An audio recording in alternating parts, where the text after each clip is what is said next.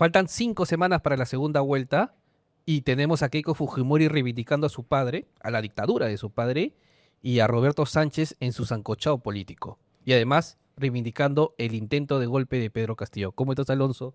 ¿Cómo estás, Ale? ¿Qué tal, Eloy? ¿Qué tal, Alessandra? Qué parecidos son en cierto aspecto Roberto Sánchez con Keiko Fujimori, ¿no? La izquierda y la derecha que representan cosas que no son ellos, que cargan con pecados ajenos, pero que los reafirman como si fuera algo positivo, ¿no? Son muy parecidos. Sí, es como que son los extremos. Es como cuando empezó este gobierno de Castillo y empezamos a ver el fantasma del fujicerronismo e incrédulos no lo creíamos hasta que no vimos las votaciones en donde ambos optaban por la misma opción y tú decías, claro, el fujicerronismo existe y eso se ve materializado el día de hoy, ¿no? Quizás no están de la mano, pero sí se están mirando uno al otro y dando mensajes casi al unísono, pero diferentes bandos, ¿no? O sea, a mí me sorprende igual que Keiko Fujimori haya decidido no decir nada hasta el día de hoy, o sea, nada público, no lo hemos visto dando entrevistas, no tenemos declaraciones muy contundentes, salvo la que vamos a comentar en un ratito más, pero sí, o sea, es una campaña bastante sigilosa, ¿no? Creo que es la diferencia con Roberto Sánchez, que Roberto Sánchez sí ha salido un poco a decir, a deslindar de algunos actores políticos, a decir que va a cambiar su plan de gobierno, a hacer alianzas con otros, con otras figuras, entonces ahí hay una diferencia entre ellos dos. Yo haría la votación, Ale, que intentar deslindar, porque yo creo que Roberto Sánchez, o por lo menos un sector de su partido, de gente que está con él, quiere, o se ha dado cuenta de que Antauro Humala no suma, ¿no? Quizás sumará 1 o 2%, pero que mayoritariamente no jala y están intentando sacarlo, pero podrá, no podrá. O sea, Pero en la hasta segunda vuelta. O sea, no lo han hecho porque ellos crean que efectivamente Antauro Humala tiene propuestas locas, dictatoriales, totalitaristas, y que le hacen mal al partido, sino que porque dicen, oye, no nos conviene de cara a la segunda vuelta. O sea, es un deslinde más político que un tema ideológico y de conciencia, ¿no? yo diría deslinde hasta entre comillas, porque Antauro va a ser un hueso duro de roer. Antauro es un totalitario, es un fascista. Antauro en cualquier momento se aparece dando un mitin respaldando a Sánchez, ¿no? Porque yo creo que él en estos momentos se ve con posibilidades, con opciones para ser protagonista en la gran política. O Pero sea, con el hecho de tener un cargo político en el Ejecutivo, que es el sueño máximo del expreso Antauro Humala. Pero creo que igual lo estamos sobreestimando y dándole demasiada cabida a un loquito que en realidad, si no tiene el respaldo tácito ni explícito de Roberto Sánchez y tampoco tiene la aprobación de la Cámara de Senadores, ¿qué gobierno, o sea, qué voto de confianza le van a dar a un gabinete compuesto por él, por ejemplo? O No, sea, claro. ya, en el peor de los casos, Roberto Sánchez lo pone en un gabinete y el Senado se lo va a bajar en una. Ya, si le dan la posición de confianza, van a tratar de censurarlo por cualquier motivo al primer movimiento loco que haga él, lo van a censurar. Entonces, yo creo que ya el foco, o sea, sí entiendo que puede dar declaraciones muy polémicas y mediáticas y que llaman el clip y tal, pero ya pasó una semana y debemos enfocarnos en cosas como más importantes como la entrevista que le dio Anaí Durant a César Gillibrand esta semana, o la misma entrevista que le dio Roberto Castillo Curven, donde sí dejaron entrever a una izquierda que no acepta sus errores y a una izquierda que es capaz de enmendar toda la plana que cantó en su primera vuelta con tal de llegar a la presidencia, ¿no? Claro, hay una diferencia. No, en realidad hay una similitud, ¿no? O sea, el Fujimorismo ya, sabemos que efectivamente nunca va a pedir perdón por las masacres que se cometieron en los 90, por lo que hizo Fujimori, por lo que hizo Montesinos, siempre lo van a negar. Van a seguir con esa estrategia de negacionismo y de que Fujimori fue un gobierno ideal, ¿no? No se cometió ningún tipo de asesinato, ni hubo corrupción. Ok, ya, tenemos a Marta Chávez, etcétera. Pero claro, Roberto Sánchez y su grupo político comete exactamente el mismo error. eh, Pretende que somos tontos y que no hemos visto lo que hemos visto cuando Castillo dio un golpe de Estado. Y no decimos que sea un golpe de Estado porque haya salido a hablar públicamente, sino porque lo que dijo efectivamente implicaba bajarse instituciones. Dijo reforma del Ministerio Público, reforma del Poder Judicial. Son entidades que no dependen del Ejecutivo. Y eso O sea, decir que eso no es un golpe de Estado es algo francamente cínico, ¿no? Claro, yo me quedo con, de la entrevista con Anaí Durán, que tú has citado, Ale, la ceguera de ese sector de Roberto Sánchez, ¿no? O sea, no se dan cuenta que han sacado 12%. O sea, su voto duro es 12%. Dicen el gran triunfo de la izquierda, de Juntos por el Perú, del castillismo, del antaurismo, ¿no? Entonces, claro, oye, es 12%. Estamos hablando, o sea, 12% del 100% es su votación. Es más, ni siquiera es 12, porque 12 es el voto válido. O sea, si lo ponemos en votos duros, estamos hablando de menos del 10%. Entonces, claro, ¿qué es lo que tienes que empezar a hacer? Número uno es empezar a jalar votos de los otros partidos, de los otros candidatos. Mira, yo tengo información de que López Chao, el mismo Nieto y el mismo Marisol Pérez Tello le han mandado un mensaje directo a Roberto Sánchez diciendo, ¿saben qué? ¿Quieres nuestro apoyo? ¿Quieres nuestro respaldo público? Tienes que hacer una sola cosa. Esa cosa es abiertamente y evidentemente desligarte de Antauro Humala. O sea, no hay forma, no hay manera posible de que Roberto Sánchez jale más votos, de que Roberto Sánchez sea creíble, de que Roberto Sánchez sume nuevos actores y nuevos respaldos con Antauro Humala al costado. O sea, eso dice que sí, que está, que no. En la entrevista con Curwe dijo que sí, pero que no, ¿no? Que era su amigo, su compañero. Que es un ¿no? aliado, Un pero que compañero, no, ¿no? ¿no? Entonces, claro, oye, o sea, da algo de verdad, algo serio, estás en segunda vuelta. Entonces, es lo mismo que se le pedía a Pedro Castillo con Cerrón, ¿se acuerdan? Sí, exacto. A lo largo de la segunda vuelta y a lo largo de los primeros meses de su gobierno, era lo mismo. Te acuerdo que Cerrón dijo ni de portero y al final resultaba que Sponi sacaba Pero ministros, aquí ¿no? sí, Roberto Sánchez tiene la capacidad. Él es el que maneja el partido Juntos por el Perú. En el caso de Pedro Castillo, se entendía porque en cierta manera Cerrón era quien manejaba al partido Perú Libre, ¿no? Y de hecho es un antecedente preocupante, pero claro, cuando Castillo llegó al poder, el cerronismo metió toda su gente a los ministerios. ¿No? Entonces, yo espero que, sinceramente, que eso no pase si gana Roberto Sánchez, porque imagínense, ¿no? La gente de autorizas en el Ejecutivo. Ahora, claramente hay un filtro del Congreso, es cierto, hay una presión del Congreso, pero igual no deja de ser preocupante. A mí, por lo que dijo Eloy, es la razón por la que a mí me da risa cuando se desata la pelea de enanos entre los extremos de derecha y los extremos de izquierda. Uno diciendo, ay, el Perú está lleno de zurdos, que los zurdos nos han llevado a la quiebra, que no sé qué. Y por otro lado, la gente de una izquierda mucho más reaccionaria diciendo, sí, los fascistas que siguen a López Aliaga y que han desvirtuado la institución pública y demás. Y es como, son 10% de la población la que está decidiendo quién nos va a gobernar.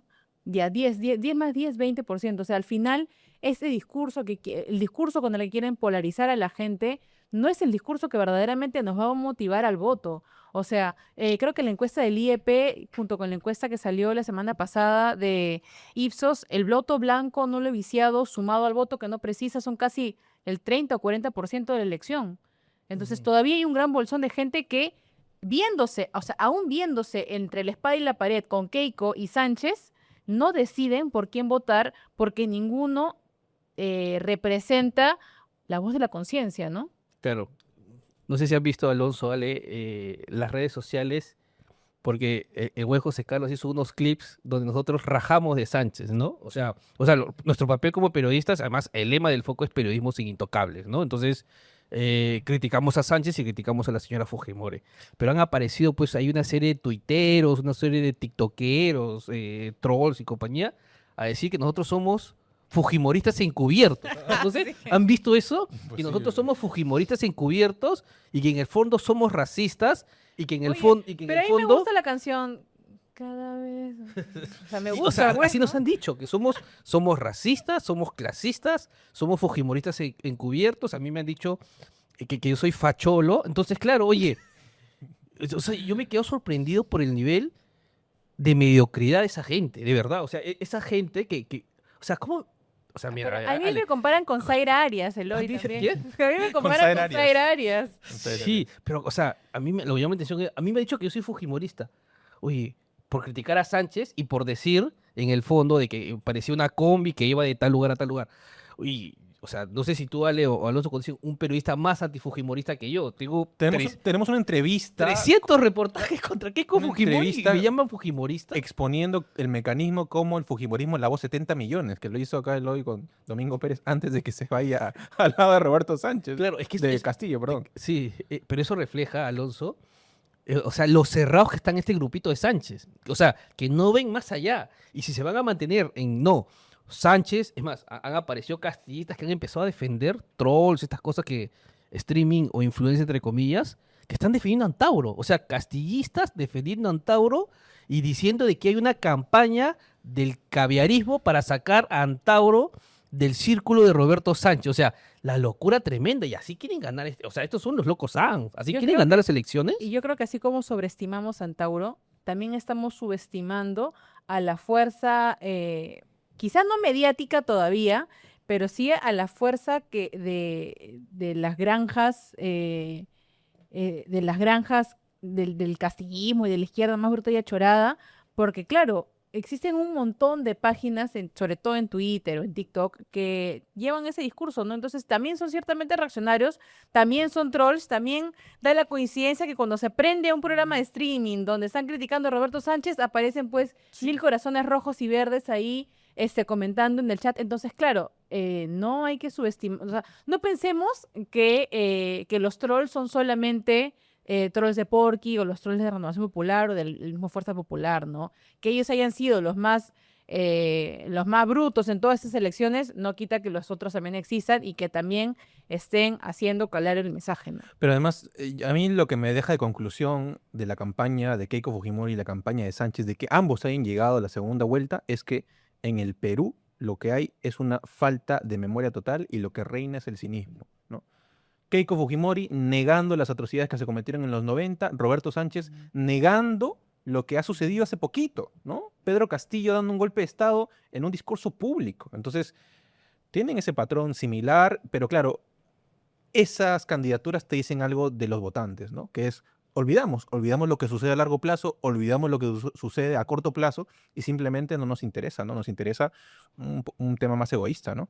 Entre la señora Fujimori y Roberto Sánchez, con las justas hay la cuarta parte de la votación. O sea, ellos no parten de que la gran mayoría de peruanos no quería que ellos estén en segunda vuelta. Apostaron por otros candidatos, sencillamente no apostaron por nada. Entonces, claro, y entonces estos dos personajes se parecen, hacen una campaña así, con los ojos cerrados, ¿no? Con ojeristas, donde dicen por aquí, por aquí, por aquí, ¿no? Entonces, Sánchez va en esa línea y la señora Fujimori está yendo en la línea de dictatorial de su padre, ¿no? O sea, el hecho de decir, yo voy a hacer un gobierno como su padre. O sea, Fujimori, Keiko lo ha dicho abiertamente, yo voy a hacer un gobierno como mi padre. O sea, ¿a qué se refiere? A cometer violaciones de derechos humanos, a rematar las empresas privadas. ¿A qué se refiere? A darle una CTS multimillonaria a Vladimiro Montesinos. ¿A qué se refiere? A dar amnistía y perdón al Grupo Colina. O sea, ese es el gobierno de su padre. Si la señora Fujimori dice que va a reivindicar eso, bueno, que asuma el cuento completo, pues, ¿no? No, estás exagerando. Ella lo que va a hacer es poner orden y firmeza en el país. Ella lo que va a hacer es curarnos o sacarnos de la inseguridad ciudadana. Ella va a meter a la cárcel a todos los extorsionadores, los va a desaparecer. Va a crear una cárcel nueva, así súper grande. Bueno, lo de desaparecer sí lo creo, ¿ah? Sí lo creo, tiene un historial. Ella lo que va a hacer es estabilizar la economía en el Perú. A eso se refiere, Eloy. Por favor, no la malinterpretes. Y la vez pasada estaba viendo, o sea, es algo que ya se conoce, se ha visto varias veces, el video de la salita del zinc, donde está Luz Salgado y están toda la gente, ¿no? Pero yo no estaba Luz Salgado ahí, ¿no?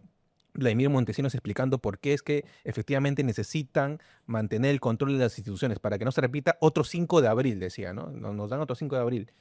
Y me llamó, o sea, hay detalles que no me había percatado, que es claro, él pregunta a los asistentes, ¿qué pasa si perdemos el control del Ministerio Público, si perdemos el control de los jueces provisionales? Luz Salgado estaba presente ahí, La señora que va a ser, ya no está retirada de la política, pero tiene gran influencia. escuchando. Y claro, Vladimiro Montesinos diciendo que tienen control como ejecutivo de jueces provisionales del Poder Judicial, del Ministerio Público. Y ella asintiendo, bueno, ¿qué pasa? Nos vacan, nos sacan. Entonces, claro, me parece increíble que figuras como esas hayan estado activas y sigan siendo reivindicadas actualmente por la señora Fujimori, ¿no? Porque claro, ella dice, quiero gobernar como mi padre. Bueno, ese videíto ilustra mucho de cómo era el gobierno de su padre, Y ¿no? no solo eso, recuerden de que se paseó por algunos lugares de Lima, de San Juan de Miraflores, me parece, por algunos cerros yendo con Jaime Yoshiyama, o sea, con el señor Claro. Yoshiyama como su superasesor. El señor Yoshiyama que supuestamente le robaron la computadora donde tenía todas las cuentas del partido político, el señor Yoshiyama que iba y conversaba con la gente de Odre para que financie la campaña, el señor Yoshiyama que agarraba y traía dinero en maletines y coordinaba entregas de plata de manera clandestina. O sea, lo que pasa es que tan bajo ha llegado el nivel de la política peruana que la señora Fujimori cree que puede convencer a gente literalmente confesando delitos y reivindicando gobiernos autoritarios y totalmente dictadores y violadores de derechos humanos. O sea, ese es el nivel de pobredumbre en la que estamos como país.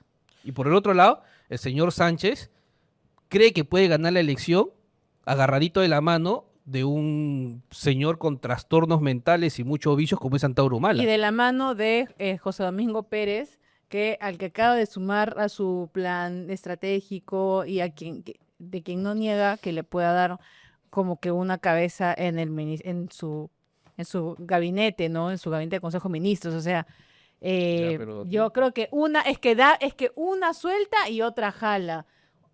O sea, te estás poniendo. no, pero es un buen jale. A ver, vamos. ¡Ay, Ay. Eloy! Aguanta. Vaya, vaya. Escucha.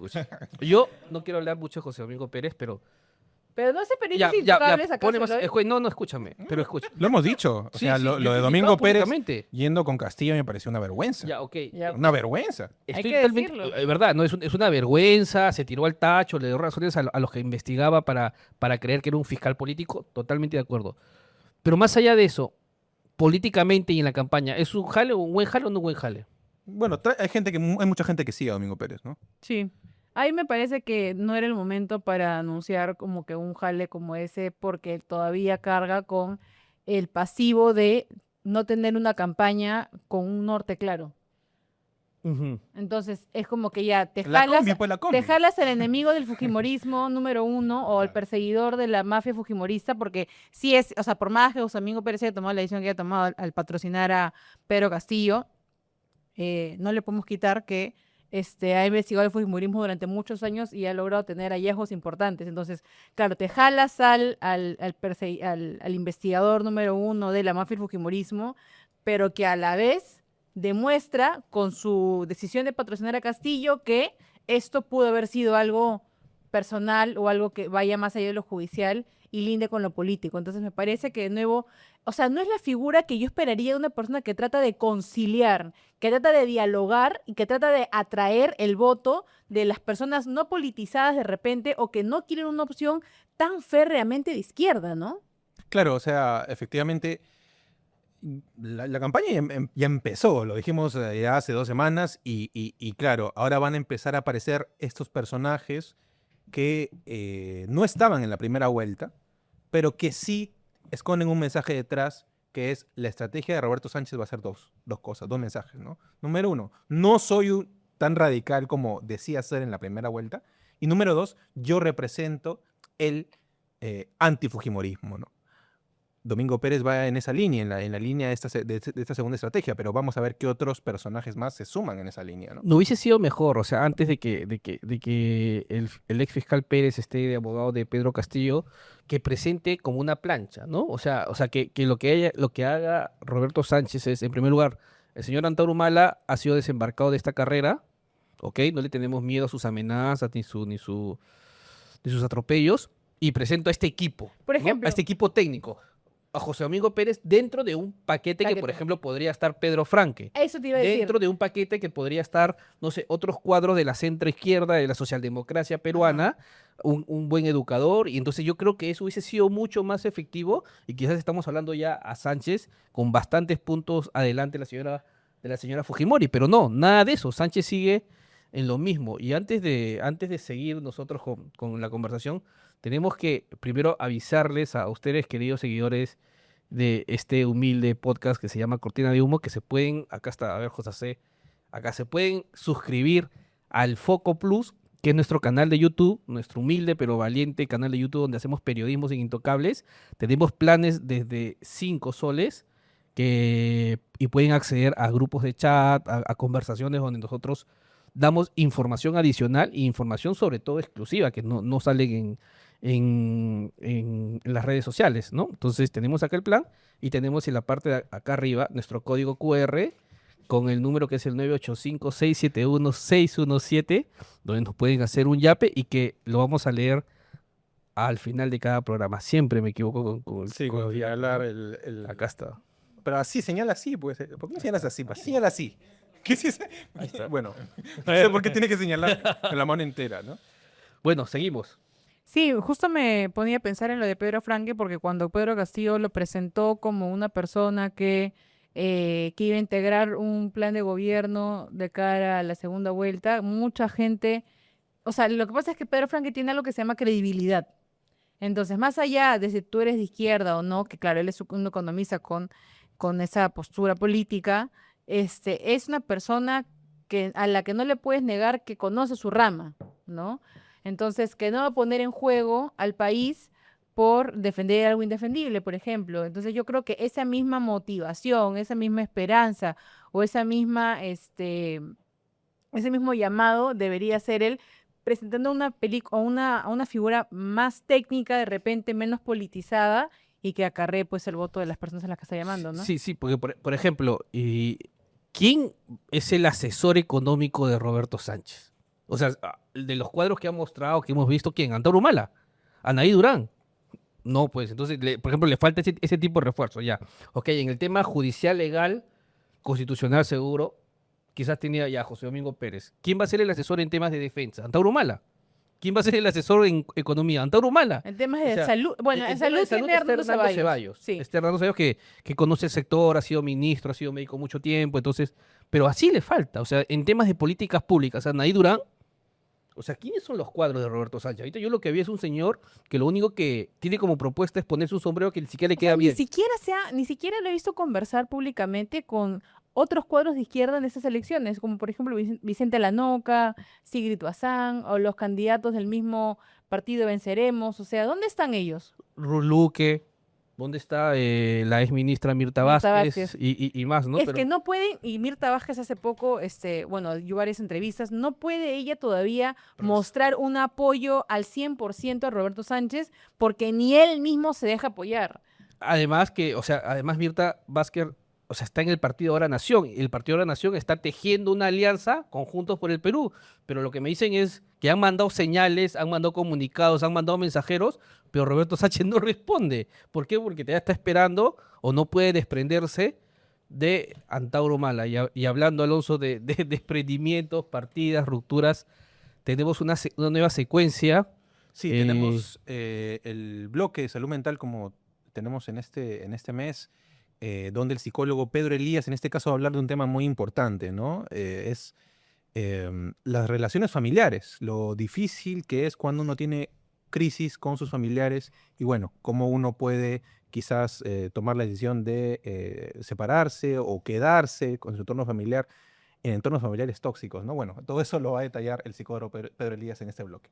El bloque de salud mental llega a ustedes gracias al auspicio del espacio psicológico AINI, dirigido por el psicólogo Pedro Elías. El tema de hoy es ¿hasta dónde sostener a la familia sin afectar tu salud emocional? Doctor, en su experiencia como psicoterapeuta, muchas personas crecen con la idea de que la familia no se le cuestiona y que siempre debe permanecer unida. ¿Qué pasa cuando esta idea choca con el bienestar emocional? Lo que parece es un conflicto interno bastante fuerte, aunque no siempre se reconoce de inmediato.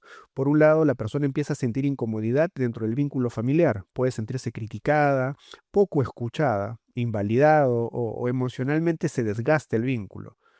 Pero al mismo tiempo aparece esta idea muy instalada, muy repetida, ¿no? Que la familia es primero, familia es familia. Y por lo tanto debería sostener el vínculo sin cuestionarlo. Ahí se produce una contradicción importante. Lo que la persona siente no coincide con lo que debería sentir. Y cuando eso se mantiene en el tiempo, ocurre algo clave. La persona empieza a dudar de su propia percepción. Se pregunta si está exagerando, si debería aguantar más o si el problema es ella. Hoy sabemos desde enfoques vinculados al trauma, que el sistema emocional no responde al rol familiar, responde a la experiencia real del vínculo. Si hay respeto, si hay coherencia, si hay seguridad emocional, se va a construir un vínculo sano. Cuando eso no está, el malestar no es una exageración, es una señal.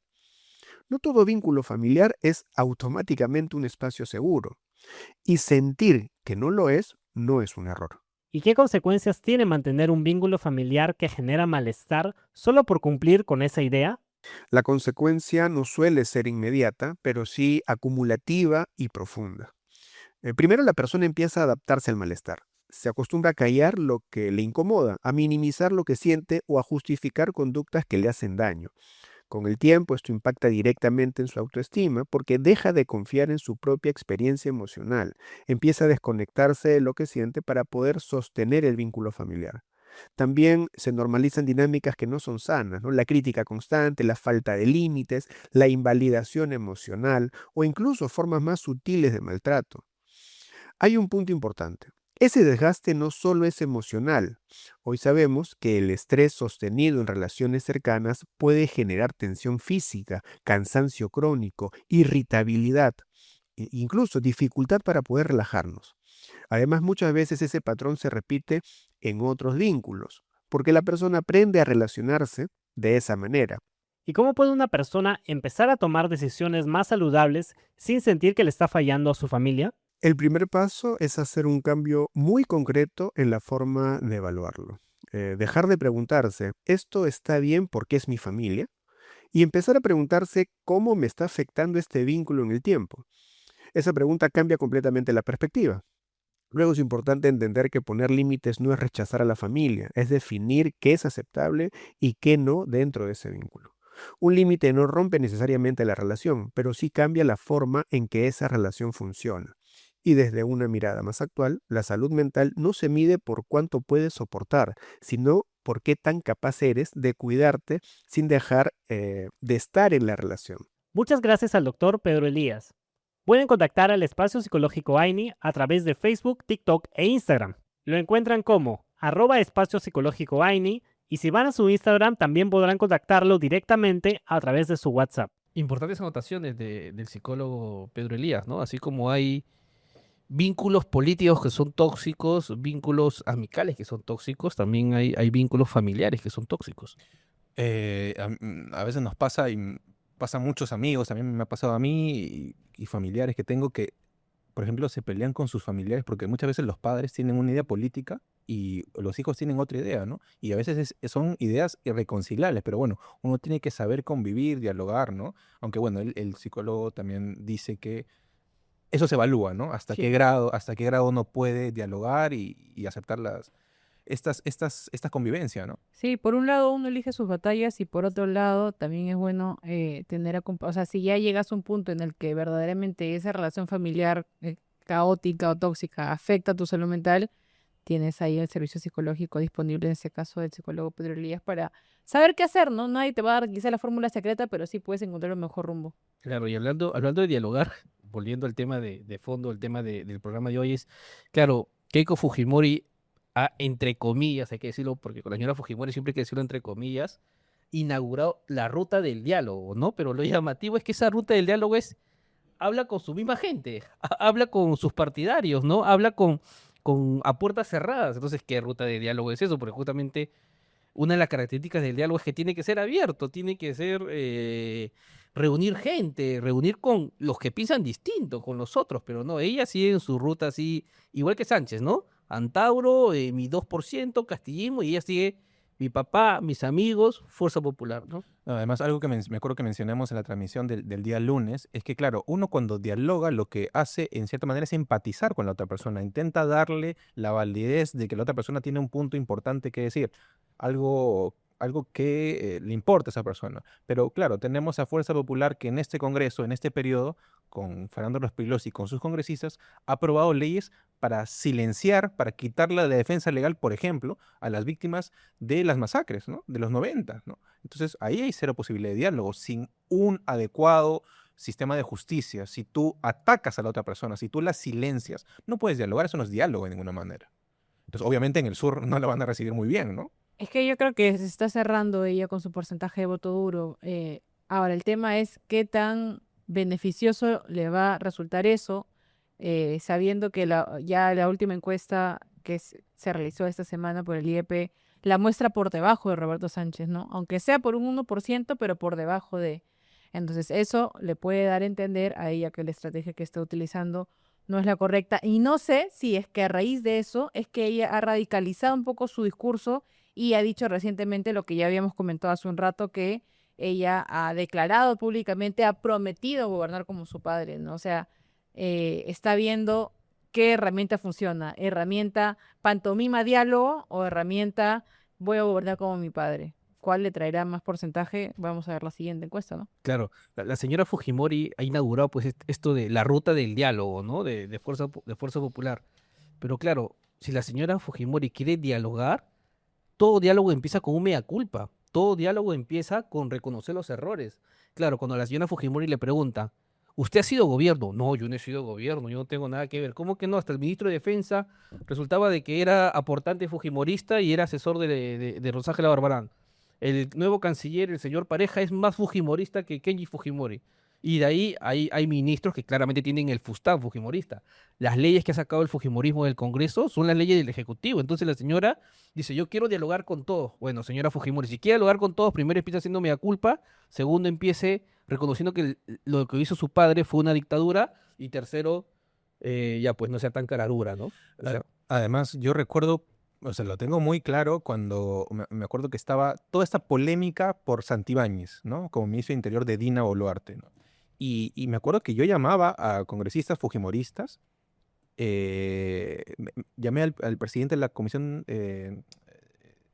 investigadora, no me acuerdo, había un fujimorista que... Ventura, seguro. Héctor Ventura, exacto.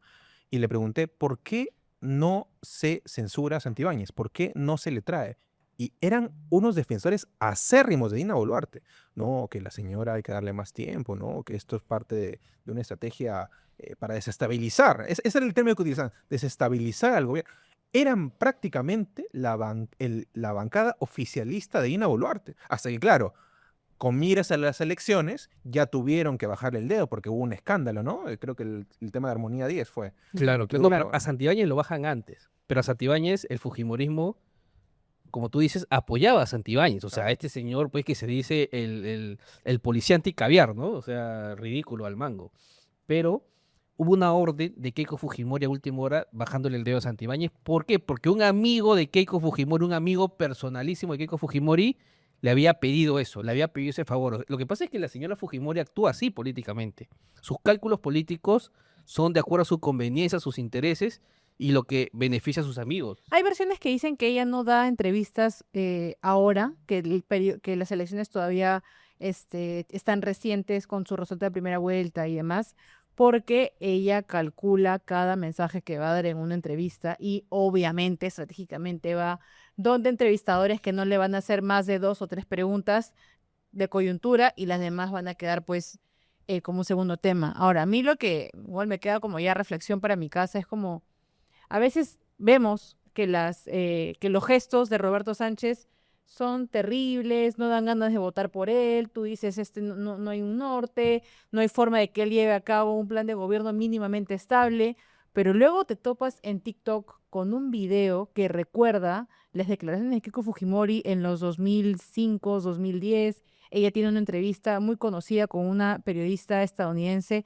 que le dice qué opina o qué tiene que decir sobre las masacres de Cantuta y Barrios Altos o sobre los delitos de lesa humanidad durante el gobierno de su padre, y ella dice que eso no pasó. O sea, cuando la ves negándolo, y la periodista le dice, no, pero está documentado, hay pruebas de eso, y le dice, bueno, no, en realidad no podemos negar que se ha cometido excesos, pero la dictadura fue un bluff para ella, ¿no? La dictadura fue algo que pasó debajo de la mesa, y yo digo, si esa misma conchudez la tenía al inicio de los 2000, hablando del gobierno de su padre, evidentemente tiene esa cara fría para negar toda la seguidilla de agresiones políticas que ha venido cometiendo contra nosotros mismos, y te da como resultado el esperar que si ella llega al sillón presidencial en junio, Es como que, claro, no esperes menos que sangre fría, ¿no? Claro, no, o sea, estamos entre Sánchez y Keiko Fujimori, es estar entre el caos y la mafia. Eso es lo que resumen esta segunda A mí vuelta, me ¿no? da miedo. Sí, da miedo. Bueno, antes de continuar, tenemos que anunciar, justamente contamos ahora con el apoyo de un nuevo anunciante que es el proyecto UMA, que queremos agradecerles. El proyecto UMA, tenemos ahí los efectos especiales, es un centro de atención psicológica que apuesta por una forma distinta de entender la salud mental. Ellos ofrecen una atención clínica individual de manera virtual, en castellano y también en quechua. Además, ofrecen evaluaciones clínicas, orientación vocacional y capacitaciones en temas de trauma, crisis y emergencias. Tienen tarifas accesibles según cada caso evaluado y el proyecto UMA lo que busca es que las personas puedan acceder a apoyo profesional psicológico de calidad.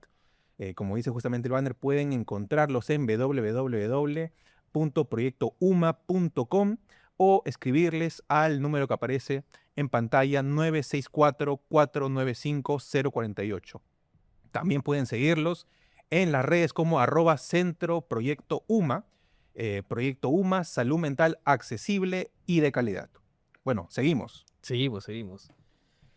Y la verdad que esta semana, ya faltan 5 para la segunda vuelta, y se dan cuenta que no hablamos de programas, no hablamos de ideas, no hablamos de propuestas. O sea, el Perú es un país en agonía, el Perú es un país que está en el subsuelo, es un país que está en el sótano más ¿Tú profundo. has escuchado Y no alguna? hay idea, o sea, la señora Fujimori es yo y mi papá, yo amo a mi papi, ¿no? Y el otro lado, el señor es no quiero, yo quiero a Antauro. O sea, al final se ha resumido eso. O sea, y si suelta alguna propuesta, por ejemplo, y además es llamativo, ahorita se me acaba de venir, esta campaña de un sector empresarial para empezar a chancar a Sánchez, ¿no? O sea, agresiva, ¿no? ¿Vieron el comentario del presidente de la Cámara de Comercio, El nuevo el presidente nuevo de la Cámara. presidente, ¿no? También reivindicando el modelo económico, ¿no? El modelo económico, el capítulo económico de la Constitución no se toca, queda así como está. Y tú sabes que, claro, ese nuevo presidente asumió pues hace un par de días y llegó con la pata en alto con el discurso de apoyamos el fraude, nuevas elecciones y sumándose un personaje más a la campaña del fraude, ¿no? Que ya la vienen siguiendo Willax. Después vamos a ya estar en el año 2027 y seguramente van a seguir con esa campaña. Pero ahí lo llamativo es que él llega con este discurso cuando al anterior presidente, Roberto de la Torre, también le insistían, él postulaba con Renovación Popular, acordémonos, le insistían que la Cámara de Comercio de Lima se pronuncie ante la coyuntura política, se pronuncie a favor del fraude, o sea, digamos, afirmando que hay una existencia de fraude y tal, y no lo hizo porque consideró siempre pues que la Cámara de Comercio era un gremio político, ¿no? Se tiene que mantener así, pero llega al otro y con la pata en alto lo ventila por todos los medios y claro, te das cuenta ahí que este mecanismo ya no solamente es mediático, sino también empresarial y se está cobrando tratando de sumar personajes nuevos, como por ejemplo el alcalde de Lima, Renzo Reyerdo.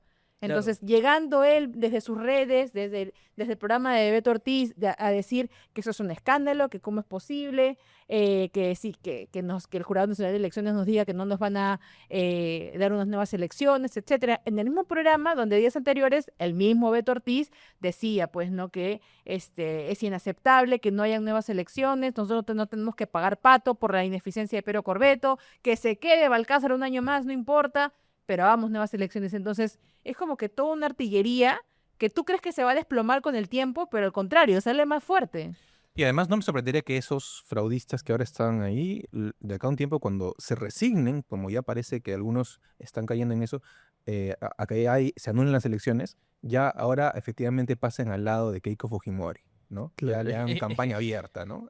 Ahí van a desembocar, ¿ah? Es que yo creo Ahí que van a desembocar. yo creo que está como la canción de Alejandro Sanz, con el corazón partido, ¿no? Partido entre Keiko Fujimori y y López Aliaga. O sea, no saben, ese grupo, pues, Reyardo, el presidente de la Cámara de Comercio de Lima, y además un grupo de empresarios. El mismo desinformador llamado Diego Acuña también, ¿no? O sea, todo este grupo, pues, de fachos Pero ¿por qué todo el están mundo- con el corazón partido porque dicen, uy, mi Porky no pasó a segunda vuelta. fraude, fraude, fraude. No, y Y no por otro solo lado en es, Forky, no uy, pasó. está Sánchez con Keiko. No, Sánchez comunista, Sánchez rojo, terrorista. Keiko es santa, ¿no? Entonces, claro, están con el corazón partido todo este Y grupo. tomemos las calles. Ahí Diego Cuña ha salido a decir, hagamos una protesta violenta. Ha salido a decir que no, que apoyaría un golpe militar. No, Golpe o sea, Muy o sea, suelto de huesos, dice, yo no descarto que una buena opción sería apoyar, no sé si podemos poner el video. Lo tenemos ahí. Lo tenemos ahí, Don JC. creo. No, es que ese video es realmente espantoso. O sea, ¿qué tipo de persona o qué peruano puede estar orgulloso promover un golpe de Estado militar? Claro. Y encima le llaman al golpe de Estado como si fuese democrático, golpe militar democrático. Ha salido también esta semana. He tenido que sacar, yo hace tiempo, yo me acuerdo, o sea, me lo he guardado. A veces me guardo cosas, debo reconocer, para momentos que se necesitan o momentos Ya, clave. suéltalo, vea. Ya. Tu introducción. El tema, o sea, yo me acuerdo que una de las buenas notas cuando yo empezaba en Caretas era de Américo Zambrano sobre el general Roger Ceballos, que le dicen el gato, ¿ya? Y él descubrió, me acuerdo con su equipo de investigación en Caretas, que él tenía un prostíbulo nightclub, ¿ya? Y este señor últimamente se ha convertido pues en una especie de referente, consultor de Willax. Ajá. Y esta semana salió a decir, yo apoyo un golpe militar democrático. Lo dijo con la desinformadora Claudia Toro, lo dijo en Will, lo dijo en todos lados. Rebotaron todos los medios pues, de esa panaca desinformadora. Y dijo, oye, este es el momento, ¿no? Claro. Busqué mi archivo, saqué, el señor que está promoviendo este golpe militar es esta joyita. ¡Pum! Pero de verdad que se pasan, ¿no? O sea, tremendo. ¿Sabes qué es lo más gracioso? O bueno, no, más gracioso no. Lo que más te deja entrever, igual la gran brecha de desigualdad en este país, que si eso mismo estuviera en la boca de un militante de izquierda o de un activista regional o de cualquier persona seguramente con un atuendo diferente, allá no. Terruco. Terrucos. Allá no, a la claro, cárcel. terruco, a la Allá cárcel. no, Sendero Luminoso Sendero revivido. Luminoso ha vuelto. No, y yo digo, claro, esa gente también tiene el derecho de venir a reclamar que, o sea, nosotros no sabemos, desconocemos hasta el día de hoy cuántas mesas no se habrán abierto por falta de material electoral en Huancabamba, en Hilo, en Juliaca mismo, o sea, lo desconocemos verdaderamente porque, claro, ellos no tienen toda la artillería mediática que sí la tiene Rafael López Aliaga para venir a reclamar algo que ciertamente es justo. Entonces, ¿qué pasaría si ellos también se pusieran en ese plan o tuvieran la plata para contratar 1 millón de personeros, 1 millón de influencers, 1 millón de streamers y ponerse a revisar mesa por mesa? O sea, ¿qué pasaría si tuvieran acceso a internet para descargar el acta de cada mesa y ver cada horario y juntaran un montón de material y dijeran, no, aquí hay fraude? Y vinieran acá a Lima y verdaderamente hicieran lo que dice Diego Acuña y dijeran, hay una marcha nacional agresiva, ¿no? ¿Qué pasaría si ellos fueran los encargados de llevar a cabo esta moción? Uy, no me imagino. Claro, es que estos conductores, estos influencers, fachos que salen en diversos canales, son los primeros que cuando, por ejemplo, protestan en provincias, toman carreteras, no sé, hacen desmanes en la ciudad, son los primeros que terruquean a estas protestantes. Y ahora, ¿no? Como les ha tocado a ellos son los primeros que dicen, no, ojo, una protesta con pancartas, no, acá hay que tomar acciones violentas. O sea, es un nivel de cinismo, como dice nuestro banner, increíble, de hipocresía y de contradicción, ¿no? Son los primeros que terruquean a las personas cuando salen a protestar y ahora ellos, como les cae, ellos sí lo ven de una manera legítima, ¿no? Sí, pues no, es que lo que pasa es que estamos llevando a niveles cavernarios, ¿no? A niveles donde la inteligencia está degradada, a niveles donde en este país ya no se piensa, ¿no? O sea, supuestamente a esta gente, los empresarios, o sea, este presidente de la Cámara de Comercio de Lima, ¿no? Que se le va a decir fraude, ese señor seguro ha tenido acceso privilegiado a buena educación, ¿no? Y venir con un discurso tan básico, o sea...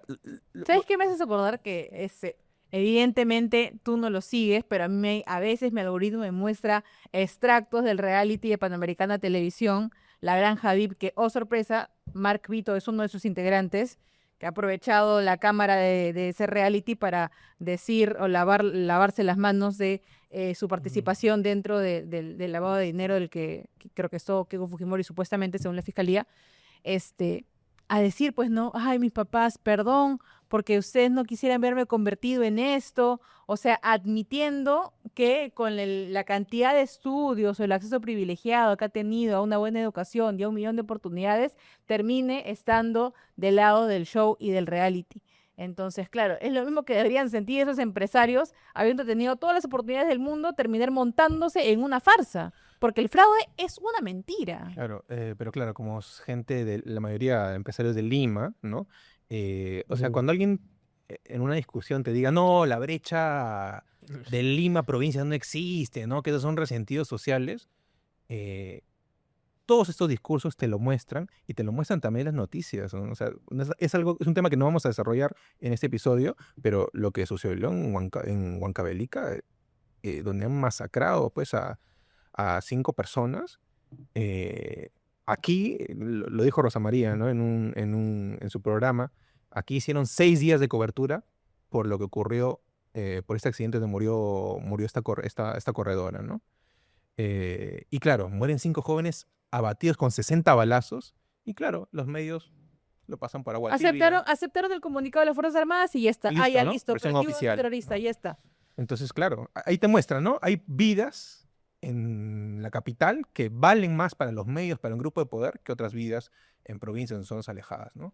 A mí lo que me llama la atención de toda esa cobertura, o sea, lo que ocurrió es una masacre, ¿no? O sea, hay que llamar con todas sus palabras. Y a mí, de verdad, lo que me parece realmente nauseabundo y asqueroso es medios de comunicación que supuestamente hacen periodismo, prestándose a esa narrativa fraudista de las Fuerzas Armadas, ¿no? Esta narrativa falsa, mentirosa, ¿no? O sea, el portal de nuestros amigos de Epicentro publicaron el testimonio del sobreviviente y a los minutos sale Perú 21 publicando la versión de parte, recogiendo el video que le habían hecho a este sobreviviente. Y el sobreviviente había dicho en el video de Epicentro que esa primera versión, que ese primer testimonio que dio, lo hizo coaccionado y amenazado por las Fuerzas Armadas. Entonces, claro, Perú 21 le importó 3 pepinos toda la historia que había detrás y se prestó a esta narrativa de que eran narcotraficantes, de que eran delincuentes y que estaban bien asesinados. De verdad o sea, el nivel que estamos llegando en este país es insensibilidad, desinformación, violación de derechos humanos abiertamente, ¿no? Entonces, no sé cuándo parará. Nos O estamos sea, pareciendo un poco, estamos llegando un poco a los 90, ¿no? Solamente falta que gane tener un Fujimori en la presidencia, ¿no? Claro que igual Keiko no necesita... Ya tenemos a Tomás Gálvez ahí, tomado el Ministerio Público, tomado el TC, tomado la Junta Nacional de Justicia, tomado en los medios de comunicación más algunos medios de importantes. comunicación que hacen campaña abierta, ¿no? Canal 5. Tenemos masacres ahora. Claro, Estamos un poco aproximándonos a eso, ¿no? y se dan cuenta que qué raro que siempre en segunda vueltas, como dijimos en el en vivo, aparecen pintas supuestamente senderistas, ¿no? Que Mm. parecen pintas hechas por En la Rosa- Sierra Norte, ¿no? Rosángela Barbarán, que tiene un complejo de Víctor Delfín, ¿no? Se cree pintora. Bueno, y siempre en el sur también ocurren este tipo de actos violentos, ¿no? Claro, que quieren hacer recordar o inclinar la balanza electoral para un punto. Bueno, me toca leer los queridos y yapes que nos han llegado con el último programa. Entonces, muchas gracias a Héctor As, que nos ha dejado un yape, a Mario Art, que nos ha dejado también un yape, a Rafael Har, ahora ya no se muestra el nombre completo, Sí, el no apellido sale. completo. Me parece Bueno, saludable, privacidad, ¿no? Sí. era necesario por un tema de seguridad, ¿no? A Victoria Gutiérrez, a Carlos, que también nos ha dado un yape, a Lena, que nos ha dado un yape, y a su vez nos ha dejado un mensaje que dice, concuerdo, lo de los aviones, innecesario. Saludos. Y es verdad, lo de los aviones es innecesario. Pero en TikTok ¿no? hay un montón de videitos que han empezado a salir sobre los cazas, ¿no? O sea, no, me parece extraño, para decirlo así, que tantos De videitos todo dudas el empiecen no, a- eso también. Es que raro, o sea, un montón de videos diciendo ahora Perú es una potencia militar en Sudamérica, ¿no? Una cosa Sí, así, no, ¿no? esas son mentiras, ¿no? Mentiras. Claramente le quiere crear una corriente de opinión a favor de los cazas, ¿no? Claro, ¿no? Además han hecho este festival con los casas y que juega el embajador por aquí, por allá, ¿no? De verdad, esos videos parecen hechos en la base aérea de Las Palmas, ¿no? Y un último yape que nos llegó el 30 de abril de Janet. Muchísimas gracias, Janet, por tu apoyo a Cortina de Humo y al Foco. Vamos a leer ahora los comentarios en YouTube del episodio pasado. Del en vivo, creo que no, porque, bueno, lo hemos leído en ese momento. Fue en vivo, hicimos un en vivo el lunes y lo leímos. Pero vamos a leer el episodio del viernes de la semana pasada, ¿no? Carlos Aranda nos pone, esa Keiko arma todo, todas las porquerías que suceden en el Perú con su pacto mafioso. Nos pone Carlos Aranda, un fuerte comentario. Lula Elena nos pone, hola, saludos desde Arequipa. Muchas gracias, Lula, por tu comentario. Moisés Apaza nos pone, urgente. Mira, bueno, fuerte. Nos pone, golpe militar para salvar la democracia. Este debe ser del team de Porky, ¿no? El team de Diego Del Acuña. team de Diego Acuña. Marco Carazas nos pone, bueno, este no lo voy a leer. Ana María Rivera nos pone, más manipulación ha habido en la sierra y en la selva, abran los ojos. Eso es lo que hemos hablado justamente del centralismo, ¿no? Estrella Alexia nos pone, el Jurado Nacional de Elecciones sería cómplice y traidores a la patria si proclama esas elecciones. Pese a todos los indicios y con una olla llena de criminales llamada OMPE dirigiendo esos comicios. Bueno, claro, entiendo que lo que está pidiendo es también que se anulen las elecciones. O sea, yo entiendo muchas veces, claro, a los votantes de Porky, porque sí, efectivamente, los errores de la OMPE han sido garrafales, pero pedir que se anulen las elecciones me parece que no es lo correcto. Lo correcto es sancionar a los responsables de la OMPE, los responsables administrativos, y si hay algún tipo de colusión con este proveedor. Claro. ¿Y qué le respondes tú a una persona que repite el discurso de Ortiz y diga, ¿por qué tenemos los peruanos que pagar por la ineptitud de la OMPE? ¿Qué hubiera pasado si en esos votos se volteaba la torta y salía a favor López Aliaga y hoy él fuera presidente del Perú? O sea, ¿qué le respondes? Si hubiera salido López Aliaga, estoy seguro que no hubiera habido... No, te digo. O sea, ellos que dicen, ¿por qué tenemos que pagar nosotros No, con si la la- lucha si de hubiese salido Roberto López Sánchez y Aliaga, Keiko Fujimori? Quizás hubiese habido revueltas en el sur, o sea, podría haber habido eso. Bueno, pero igual hubiera tenido que rechazarse, ¿no? Claro. Igual hubiera tenido que rechazarse. Lo que pasa es que en este caso lo que vale son los números fríos, ¿no? Los números fríos es los 60.000 electores que tuvieron la oportunidad de ir a votar al día siguiente, ¿no? Sí. Claro, eso es. Además, pero por otro lado, estamos hablando de 20 millones de personas que sí votaron. Claro. También. Entonces, claro. Además, un fraude es una conducta sistemática, De plural, manipular. en varias zonas que impliquen justamente tergiversar votos, ¿no? Como hizo Fujimori, por ejemplo, para la elección del 2000, ¿no?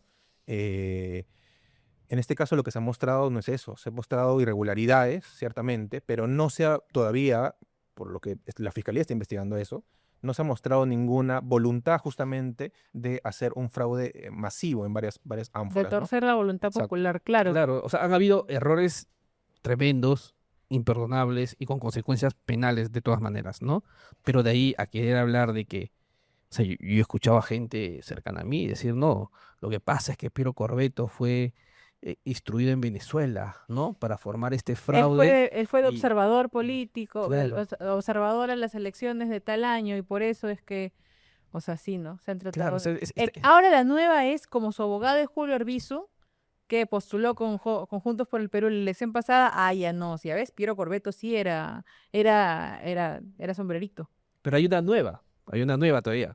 La nueva es que encontraron, y Canal N lo publicó y otros medios, otro pasaporte en la casa de Piero Corvetto, el día del allanamiento. Ujú. Pero resulta de que decían, entonces Piero Corvetto nos mintió, tenía 2 pasaportes. No, lo que pasa y lo que ocurre es que los pasaportes a nivel mundial suelen perder su caducidad o vigencia en muchos países 6 meses antes. Y eso es lo que ocurrió. Como ya había perdido su vigencia, porque el pasaporte de Corvetto vencía en agosto, ese pasaporte que encontraron era un pasaporte que ya estaba vencido, que no lo podía utilizar, que no podía usarlo para viajar, y por eso lo que él entregó es el nuevo pasaporte. O sea, hay mucha gente que renueva el pasaporte con 6 meses de anticipación para no estar sin ese documento vital para viajar cuando tenga algo de emergencia. Y eso era, pero claro, estas campañas de desinformación y de apoyo al fraude de los medios de comunicación tradicionales a mí no me sorprende. Finalmente, me faltaba leer comentarios de justamente de nuestros miembros de nuestra comunidad de pago aquí del Foco. Belsa Caja Trujillo. ¿Benza? ¿Quién es ese señor? Belsa Caja Trujillo nos pone en el episodio sobre López Aliaga, donde tuvimos a Guillermo Nugent, nos pone excelente conversación, invitado de lujo, Y Inca Roots, que siempre nos comenta, nos pone, el Jurado Nacional de Elecciones supervisa las elecciones. Ellos sabían que había retrasos y no informaron. Lo que se quería hacer es sacar a la cabeza, haciendo un área logística en la OMPE, cuyo gerente casualmente no fue detenido ni investigado. Y hoy es suplente de Corbeto. ¿Ustedes creen que el pacto mafioso dirigido por Fujimori no lo ha hecho? Ya lo había planeado desde hace tiempo. Bueno, él lo que sugiere es que este operativo había sido planeado por Fujimori, ¿no? ¿Por qué? Es que, claro, el tema es que, claro, López Aliaga atribuye a Roberto Sánchez inicialmente el fraude, luego lo atribuye a Keiko Fujimori, luego Corbeto dijeron que tenía un vínculo con Pierre Figari. Entonces es una cosa un poco caótica, ¿no? Más que caótica, Alonso, yo creo que es es parte de este proceso de estupidización que estamos en este país. Yo de verdad eh, he eliminado las redes sociales de mi celular, de verdad, porque ya todo es tan ridículo, ¿no? O sea, escuchar pues a gente como Diego Acuña, y lo que me llama la atención es que tiene como a veces 1500 conectados. O sea, esa gente le gusta estupidizarse, o sea, le gusta embrutecerse. O sea, ¿cómo puedes encontrar sentido ver a un señor que llama a un golpe militar democrático? O sea, ¿cómo puedes encontrarle sentido? O sea, para eso tus padres te han formado, para eso has leído ciertos libros, para eso has escrito la Biblia, aunque sea, ¿no? Nada de eso. Entonces, el proceso de estupidización de este país es acelerado, ¿no? Pero es el país en el que vives también, Eloy. Sí, pues. Bueno, muchas gracias, Inca Roots, por tu comentario. Siempre lo leemos. Marta Ponce nos pone gracias, periodistas héroes para mí desde Estados Unidos. Muchas gracias, Marta. Fabio Observador nos pone sin miedo al éxito, muchachos. Tienen madera para el streaming. Muchas gracias, Fabio Observador. Verónica Ugarte, ustedes son muy buenos y felicidades por la presencia de la señorita, muy ecuánime. Ahí está, esto hincha. Muchísimas gracias a la gente. Y bueno, eso sería todo, ¿no? Listo. Nos despedimos allá, por si acaso. Ahora sí tenemos Ahora sí cámara. tenemos la cuarta cámara. La cuarta cámara. Bueno, muchísimas gracias y será hasta quizás el lunes en el en vivo de ¿Cómo Cortina de Humo. quizás el lunes, No, Eloy? estamos bien. Tienes que estar comprometido Hay que ver cómo van los a likes. Hay que ver cómo van sentar- los likes. depende de ese los domingo. likes. a sentar en de- el streaming un programa como este. Defiende tu rancho. Depende, claro, depende de los likes de este programa y la vista de este programa para poder hacer un en vivo el diálogo. O sea que ¿Está tú te bien? enseñes a like a la vista. Claro, pues hay que Eh, fomentar la competencia. claro. Claro. Además, Bueno, gente, Vamos, solo su vamos. apoyo nos llevará al éxito. Así que si les ha gustado este episodio, pueden dar like, pueden dejarnos un comentario, saben que lo leemos en el episodio siguiente. Y hay comentarios que desatan polémica, como el comentario de Inca Roots. Y nada, pueden apoyarnos, pueden suscribirse a nuestra comunidad de Patreon. Hay un montón de posibilidades para que ustedes puedan apoyar al Foco a que siga haciendo periodismo sin intocables. Entonces, nos vemos la próxima semana. nos vemos la próxima Nos vemos. semana. Chao, allá. Allá.